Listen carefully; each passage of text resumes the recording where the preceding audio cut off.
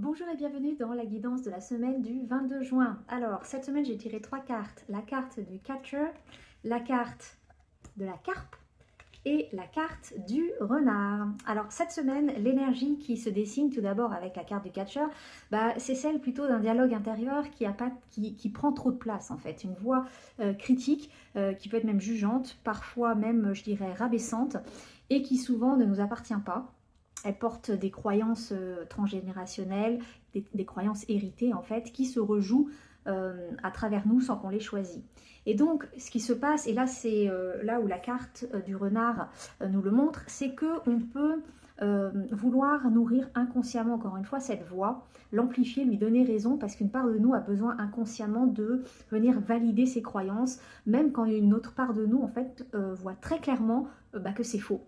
Donc on peut se raconter des mensonges, on peut refuser de regarder la situation telle qu'elle est réellement, parce que en fait la voir clairement, ça voudrait dire devoir agir, et agir, ça peut faire peur, on peut avoir peur de mal faire, on peut avoir peur de se tromper.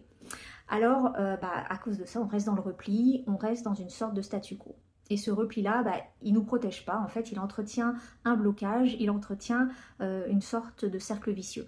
Donc pour désamorcer ça, et c'est la carte de la carpe qui vient nous mettre ça en avant, c'est déjà de voir ce qui se joue sans mentir, de regarder la situation en face telle qu'elle est, pas telle qu'on la voudrait, telle qu'on la redoute en fait. Donc ça c'est une première chose. La deuxième chose, c'est vraiment le cœur du message de cette semaine, c'est qu'il ne s'agit pas de changer les circonstances extérieures en premier lieu. En premier lieu, il s'agit vraiment de changer le dialogue intérieur, de ramener quelque chose de beaucoup plus doux, plus soutenant à l'intérieur de soi, parce que c'est depuis notre énergie qu'on crée notre monde extérieur. Donc l'abondance, la prospérité, le bonheur, ils sont vraiment là, même si on peut des fois vraiment clairement pas les voir, mais ils sont présents et ça demande en fait de s'ouvrir à quelque chose de plus grand que nous, qu'on retrouve la foi, qu'on se fasse confiance. Donc l'invitation de cette semaine, c'est tout d'abord de remarquer la voix critique qui doute, qui rabaisse, et de choisir ensuite consciemment de venir lui répondre avec beaucoup de douceur.